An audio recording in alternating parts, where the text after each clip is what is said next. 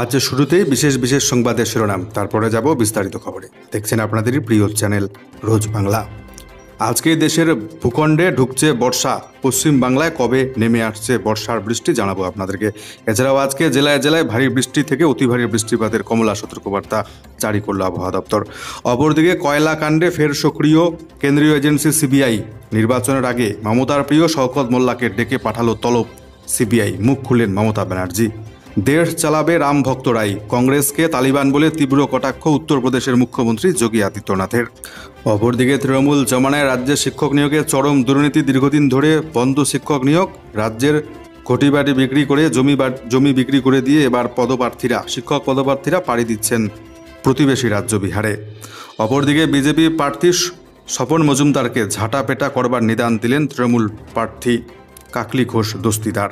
বারাণসীতে নির্বাচনের আগে টানা দুদিন ধ্যানে বসছেন প্রধানমন্ত্রী নরেন্দ্র মোদী। বিধিভঙ্গ করছেন প্রধানমন্ত্রী, কমিশনে অভিযোগ জানাবো, হুঁশিয়ারি মমতা ব্যানার্জির। অপরদিকে রাজ্য জুড়ে তোষণের রাজনীতি করছেন মমতা ব্যানার্জি। দলিতদের সংরক্ষণ কেড়ে নিয়ে বাংলার মুসলিমদের মধ্যে বিলি করছেন, হুঁশিয়ারি রাজ্যের মাটিতে পা রেখে প্রধানমন্ত্রী নরেন্দ্র মোদীর। অপরদিকে আবেদন খারিজ শীর্ষ আদালতে। ফের জেলের কুঠুরিতে বন্দী হতে চলেছেন দিল্লির মুখ্যমন্ত্রী অরবিন্দ কেজরিওয়াল। প্রত্যেকটি খবর বিস্তারিত জানাবো, জুড়ে থাকুন শেষ পর্যন্ত প্রিয় চ্যানেল রোজ বাংলার পর্দায়। গুরুত্বপূর্ণ মতামত, কী ধরনের খবর দেখতে যাচ্ছেন কমেন্ট বক্সে লিখে জানাতে ভুলবেন না।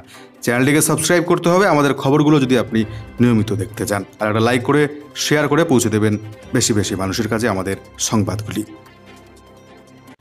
আবেদন খারিজ শীর্ষ আদালতে। নির্দিষ্ট দিনে তিহার জেলে ফিরতে হচ্ছে দিল্লির মুখ্যমন্ত্রী অরবিন্দ কেজরিওয়ালকে।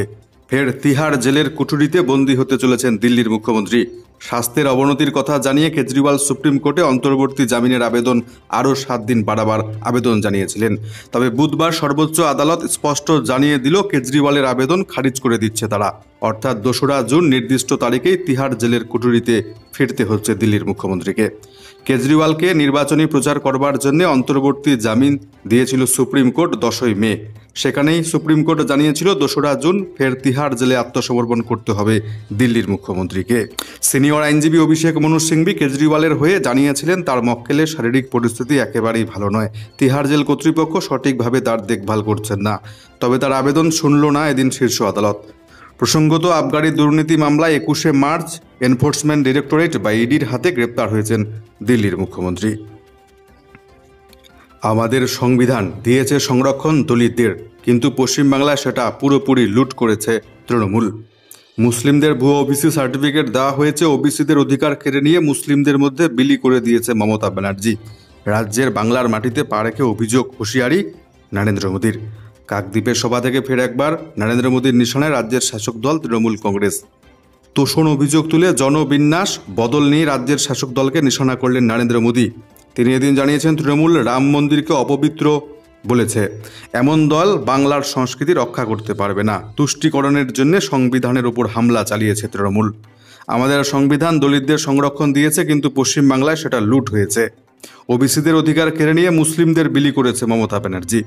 কলকাতা হাইকোর্ট রদ করেছে ওবিসি সার্টিফিকেট। মমতা জমানায় হওয়া পুরো সমস্ত ওবিসি সার্টিফিকেট বাতিল করেছে হাইকোর্ট। তৃণমূলের নির্দেশ মানতে বাধ্য, কিন্তু মুসলিমদের মিথ্যা বলছে মমতা ব্যানার্জি। অভিযোগ নরেন্দ্র মোদীর। তুষ্টিকরণের জন্য এরা যে কোনো সীমা লঙ্ঘন করতে পারে। তৃণমূল বাংলায় অনুপ্রবেশকারীদের নিয়ে আসছে, মতুয়াদের থাকতে দিতে চাইছে না।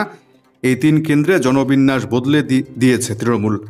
4 জুনের পর তৃণমূলের সমস্ত হাওয়া বেরিয়ে যাবে বলে হুঁশিয়ারি নরেন্দ্র মোদীর। মতুয়া সমাজ এবং নমশূদ্র সমাজ নিজেদের অধিকার পাবেন এবার। সকল শরণার্থীদের ভারতের নাগরিকত্ব দেবে বিজেপি। তৃণমূল বাংলার অস্তিত্ব নষ্ট করতে চাইছে, অভিযোগ নরেন্দ্র মোদীর। তিনি জানিয়েছেন তৃণমূল মঠ এবং সন্তদের অপমান করছেন। রামকৃষ্ণ মিশন, ভারত সেবাশ্রম, ইসকনের মতো প্রতিষ্ঠানের সন্তদের অপমান করে গালিগালাজ দিচ্ছে তৃণমূল। তৃণমূলের গুন্ডারা এইসব মঠে হামলা চালাচ্ছে। বিজেপি প্রার্থী স্বপন মজুমদারকে ঝাঁটাপেটা করবার নিদান তৃণমূল প্রার্থী কাকলি ঘোষ দস্তিদারের। পাল্টা দিলেন বিজেপি প্রার্থী। আর মাত্র একদিন, তারপরে 7ম দফার নির্বাচন। জোর কদমে প্রচার চালাচ্ছেন সবকটি রাজনৈতিক দল। বারবার রাজ্যে আসছেন নরেন্দ্র মোদী খোদ, পিছিয়ে নেই মমতা ব্যানার্জিও। এই আবহে রাজনৈতিক উত্তাপ বাড়িয়ে বারাসতের বিজেপি প্রার্থীকে এবার ঝাঁটাপেটা করার নিদান দিলেন তৃণমূলের প্রার্থী কাকলি ঘোষ দস্তিদার। পাল্টা দিয়েছেন স্বপন মজুমদারও। মঙ্গলবার বিধাননগরে ভোট প্রচারে গিয়ে বিজেপিকে তুলোধনা করেন বারাসতের তৃণমূল প্রার্থী কাকলি ঘোষ দস্তিদার। নাম না করে বিজেপি প্রার্থী স্বপনকে নিশানা করে তিনি বলেন, এখানকার মহিলাদের বলছি, মুড়ো ঝাঁটা নিয়ে তৈরি থাকবেন। এখানেই শেষ নয়, আক্রমণ শানান নরেন্দ্র মোদীকেও। এখানেই শেষ নয়, তৃণমূল প্রার্থীকেও পাল্টা দিয়েছেন বিজেপি প্রার্থী। তিনি জানিয়েছেন, যারা চুরি করেছে তারাই ঝাঁটার বাড়ি খাবে। দেশ চালাবে রাম ভক্তরাই। কংগ্রেসকে তালিবান বলে তীব্র কটাক্ষ উত্তরপ্রদেশের মুখ্যমন্ত্রী যোগী আদিত্যনাথের। জানিয়ে দিলেন, এবারে কেন্দ্রে ক্ষমতায় আসছে বিজেপি, তারপরে আরও নতুন নতুন মন্দির করে তোলা হবে। নির্বাচনী প্রচারে কংগ্রেসের বিরুদ্ধে বিস্ফোরক মন্তব্য উত্তরপ্রদেশের মুখ্যমন্ত্রীর। হাত শিবিরকে তালিবানের সঙ্গে তুলনা করে তার দাবি, দেশে তালিবান শাসন চালু করতে চাইছে কংগ্রেস, কিন্তু দেশের জনতা সিদ্ধান্ত নিয়েছে দিল্লির মসনদে বসে দেশ চালাবে রাম ভক্তরাই। শেষ দফা নির্বাচনী প্রচারে মঙ্গলবার বিহারে উপস্থিত হয়েছিলেন উত্তরপ্রদেশের মুখ্যমন্ত্রী। সেখানে পাটনা সাহিব কেন্দ্রের বিজেপি প্রার্থী রবিশঙ্কর প্রসাদের সমর্থনে নির্বাচনী প্রচারে যোগ দেন যোগী আদিত্যনাথ। এদিন যোগী আদিত্যনাথ জানিয়েছেন প্রধানমন্ত্রী নরেন্দ্র মোদী হলেন রামের পরম ভক্ত। এরপরেই কংগ্রেসকে তোপ দেগে যোগী বলেন, এই কংগ্রেস এবং ইন্ডিয়া জোটের মুসলিম পার্সোনাল ল চালু করার কথা বলছেন, যার অর্থ হলো দেশে তালিবান শাসনকে উৎসাহ দেওয়া। কংগ্রেস চাইছে দেশে তালিবান শাসন চালু করতে। যোগী জানিয়েছেন, ওই আইনে মহিলাদের স্কুল কলেজ অফিস যাওয়ার স্বাধীনতা থাকবে না, তাদের বোরখা পরে ঘুরতে হবে রাস্তায়। এ প্রসঙ্গে রবিশঙ্কর প্রসাদের প্রশংসা করে যোগী বলেন, উনি যখন কেন্দ্রীয় আইনমন্ত্রী ছিলেন তখন তিনি তালাক তুলে দিয়েছেন। এখানেই থামেননি তিনি, সরাসরি হিন্দুত্বের কার্ড খেলে যোগী বলেন, রাম ভক্ত নরেন্দ্র মোদী এবার সিদ্ধান্ত নিয়েছেন অযোধ্যা রাম মন্দিরের পর এবার মথুরাতে কৃষ্ণ মন্দির তৈরি করবেন। কংগ্রেস ও বিহারে ওদের সহযোগী দল আরজেডি কখনোই এই কাজটি করবে না, বরং তারা বাধা দেবে মন্দির তৈরি করতে। যেভাবে ঔরঙ্গজেব হিন্দুদের ওপর জজিয়া কর লাগু করেছিল, একইভাবে ইন্ডিয়া জোট সম্পত্তি কর লাগু করতে চায় বলেও দাবি যোগী আদিত্যনাথের। নির্বাচনের মাঝেই কয়লাকাণ্ডে ফের সক্রিয় কেন্দ্রীয় এজেন্সি সিবিআই। ভোটের ঠিক আগেই ফের তৃণমূলের শওকত মোল্লাকে তলব সিবিআইয়ের। মুখ খুললেন মমতা ব্যানার্জি। আগামী শনিবার দক্ষিণ 24 পরগনার সমস্ত কেন্দ্রে নির্বাচন। ভোট হচ্ছে জয়নগর, যাদবপুর, মথুরাপুর এবং ডায়মন্ড হারবারে। ভোটের ঠিক আগে ক্যানিং পূর্বের তৃণমূল বিধায়ক তথা ভাঙড়ের তৃণমূল পর্যবেক্ষক শওকত মোল্লাকে ডেকে পাঠালো সিবিআই। কয়লা পাচার কাণ্ডে জিজ্ঞাসাবাদের জন্য তাকে নিজাম প্যালেসে ডেকে পাঠানো হয়েছে। তবে তিনি জানিয়েছেন, নির্বাচনের জন্য এই মুহূর্তে তিনি ব্যস্ত রয়েছেন, তাই ভোট মেটার পর হাজিরা দেবেন তিনি। আগামী 4 জুন লোকসভা ভোটের ফলাফল বের হবে, ওই দিন পর্যন্ত সময় চেয়েছেন শওকত মোল্লা সিবিআইয়ের কাছে। অপরদিকে শওকত মোল্লাকে তলব প্রসঙ্গে বুধবার বারুইপুরের পূর্বে জনসভা থেকে কেন্দ্রীয় সংস্থাকে আক্রমণ করেছেন মমতা ব্যানার্জি। তিনি জানিয়েছেন, বেচারা শওকতকে মধ্যরাতে নোটিশ পাঠিয়েছে সিবিআই, বলছে কালকে এসে দেখা করো। জমিদারি নাকি, এখন নির্বাচন করাবে নাকি দেখা করতে যাবে সিবিআই এর সাথে। উল্লেখ্য, ঠিক কিছুদিন আগেই বিরোধী দলনেতা তথা বিজেপি নেতা শুভেন্দু অধিকারী হুমকি দিয়েছিলেন শওকত মোল্লার নাম করে। শুভেন্দু অধিকারীকে বলতে শোনা গিয়েছিল, যেই সমস্ত মিনিকিট এখানে ফিশারি করতো তাদের তো এবার ধরতে হবে, জেলে ঢোকাতে হবে। শওকত মোল্লা, পরেশ রাম দাসরা যদি মনে করেন চিরদিন একই রকম চলবে, তাহলে ভুল ভাবছেন তারা। নিজের কেন্দ্র বারাণসীতে নির্বাচনের আগেই টানা 2 দিন ধ্যানে বসছেন প্রধানমন্ত্রী নরেন্দ্র মোদী। মোদীর ধ্যানে এবার আপত্তি মমতা ব্যানার্জির। বললেন, বিধি ভঙ্গ করলে কমিশনে অভিযোগ জানাবো। আগামী শনিবার 1 জুন লোকসভা নির্বাচনের শেষ দফার ভোট গ্রহণ। 8 রাজ্য কেন্দ্রশাসিত অঞ্চলের মোট 57টি আসনে ভোট গ্রহণ। 7ম দফায় ভোট রয়েছে খোদ নরেন্দ্র মোদী নির্বাচনী কেন্দ্র বারাণসীতে। 4 জুন হচ্ছে ভোট গণনা। শেষ দফার ভোট প্রচারের শেষ দিন 30 মে। প্রধানমন্ত্রীর দপ্তর সূত্রে জানা যাচ্ছে, ওই দিন সন্ধে থেকে 1 জুন সন্ধে পর্যন্ত টানা 2 দিন বিবেকানন্দ রক মেমোরিয়ালে ধ্যানে বসছেন প্রধানমন্ত্রী নরেন্দ্র মোদী। প্রধানমন্ত্রীর সেই ধ্যান নিয়েই এবার খোঁচা দিলেন মমতা। মোদীর এই সাধনাকে লোক দেখানো সাধনা বলে তোপ দাগলেন মমতা ব্যানার্জি। বারুইপুরে নির্বাচনী সভা থেকে মমতা ব্যানার্জি এদিন জানিয়েছেন, ধ্যান করলেই ক্যামেরা ছুটবে মোদীর পেছনে। প্রতিবার দেখবেন নির্বাচনের শেষ দফার 48 ঘন্টা আগে কোথাও না কোথাও ঢুকে বসে পড়েন আর লোককে দেখায় ধ্যান করছি আমি। মমতা ব্যানার্জি জানিয়েছেন, নির্বাচনের সময় এভাবে প্রচার করতে পারেন না তিনি। আমরা নির্বাচন কমিশনে অভিযোগ জানাবো। উনি ধ্যান করতেই পারেন, কিন্তু সংবাদ মাধ্যম তা দেখাতে পারে না, কারণ তা নির্বাচনী আচরণ বিধি ভঙ্গ করে। অপরদিকে আসছে একটি ভয়াবহ মর্মান্তিক দুর্ঘটনার খবর। ঘটনা ঘটেছে মহারাষ্ট্রে। নিয়ন্ত্রণ হারিয়ে গাড়ি উল্টে গেল খালে। দুর্ঘটনায় প্রাণ হারিয়েছেন একই পরিবারের 6 সদস্য, গুরুতর আহত আরও একজন। পুলিশ সূত্রে জানা যাচ্ছে, গতকাল রাত ঠিক 12:30 নাগাদ দুর্ঘটনাটি ঘটেছে মহারাষ্ট্রের সিংলিতে। বাড়ি ফিরছিলেন পরিবারের সকল সদস্যরা একসাথে। আচমকা নিয়ন্ত্রণ হারিয়ে গাড়িটি উল্টে যায় খালে। দুর্ঘটনায় মৃতদের মধ্যে 3 জন নাবালক, গুরুতর আহত 30 বছরের এক যুবতী বর্তমানে হাসপাতালে চিকিৎসাধীন রয়েছেন তিনি। ইতিমধ্যে তদন্ত জারি করেছে পুলিশ। অপরদিকে ভারতীয় সেনাবাহিনীর মেজর রাধিকা সেনকে আজ বিশেষ পুরস্কার দিতে চলেছে রাষ্ট্রসংঘ।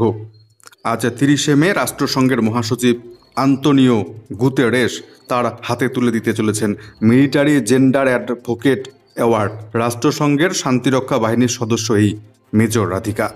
রাষ্ট্রসংঘের মহাসচিব আন্তোনিও গুতেরেস জানিয়েছেন, উনি একজন সত্যিকারের লিডার এবং রোল মডেল। তিনি আরও বলেন, এই সম্মান সমস্ত শান্তিরক্ষীদের কঠোর পরিশ্রমের স্বীকৃতি। আজকেই ভারতীয় সেনাবাহিনীর মেজর রাধিকা সেনকেই বিশেষ পুরস্কার দিতে চলেছে রাষ্ট্রসংঘ। তৃণমূল জমানায় রাজ্যের বিদ্যালয়গুলিতে শিক্ষক নিয়োগে সীমাহীন চরম দুর্নীতি হয়েছে। শিক্ষক নিয়োগে বলা যায় পুরোপুরি ব্যর্থ তৃণমূল সরকার। দুর্নীতি হয়েছে চরম। খোদ বাংলার শিক্ষামন্ত্রী, প্রাক্তন শিক্ষামন্ত্রী পর্যন্ত বর্তমানে জেলবন্দি। ঘটি বাটি জমি বিক্রি করে দিয়ে MA MSc B.Ed করে যারা এই সমস্ত শিক্ষিত ছেলেমেয়েরা একটা শিক্ষকতার স্বপ্ন দেখেছিলেন তৃণমূল জমানায়, তাদের পুরো জীবনটাই বর্তমানে অন্ধকারাচ্ছন্ন। দীর্ঘ 7 থেকে 8 বছর ধরে শিক্ষক নিয়োগ পুরোপুরি বন্ধ রাজ্যে, কিন্তু বিদ্যালয়গুলিতে প্রচুর শূন্যপদ পড়ে রয়েছে, পড়াশোনা হচ্ছে ব্যাহত। তার মাঝেই ঘটছে পুরো উল্টো চিত্র। আগে যেখানে বিহার থেকে পশ্চিমবাংলায় চাকুরি এবং কর্মের খোঁজে আসত মানুষ, বর্তমানে তার ঠিক উল্টো স্রোত। পশ্চিমবাংলার শিক্ষিত সমাজ চাকুরির অভাবে বিহারে যাচ্ছে, বিহার পাড়ি দিচ্ছে, বিহারের শিক্ষকতার চাকুরির জন্যে পাড়ি দিচ্ছে তারা বিহারে। বর্তমানে বিহারের প্রত্যেকটি স্টেশন দেখলে যেন মনে হয় পশ্চিমবাংলার কোনো রেল স্টেশনে রয়েছে আমরা। প্রসঙ্গত 2016 সালে স্কুল সার্ভিস কমিশনের মাধ্যমে রাজ্যের শেষবার স্কুলে শিক্ষক নিয়োগ হয়েছিল। তারপর থেকে পুরোপুরি বন্ধ শিক্ষক নিয়োগ। সেই যে একবার শিক্ষক নিয়োগ করেছিল এই তৃণমূল সরকার, সেটাতেও চরম দুর্নীতি হয়েছে।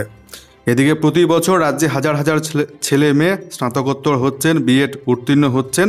তাই এক সময় বিহার থেকে পশ্চিম বাংলায় নানা পেশার টানে ছেলেমেয়েরা যেমন আসতো, এখন তার পুরো উল্টো স্রোত দেখা যাচ্ছে তৃণমূল জমানায়। বিহারে চলছে শিক্ষক নিয়োগের পরীক্ষা। বাংলা থেকে হাজার হাজার ছেলে মেয়ে বর্তমানে পাড়ি দিচ্ছে বিহারে। 18 মে থেকে শুরু হয়েছে নবম দশম শ্রেণীর টেট, শেষ হয়েছে বুধবার। 11 জুন থেকে শুরু হচ্ছে একাদশ দ্বাদশ শ্রেণীর শিক্ষক নিয়োগের টেট পরীক্ষা। তাতেও পশ্চিমবাংলার হাজার হাজার পরীক্ষার্থী আবেদন করেছেন বলেই জানা যাচ্ছে।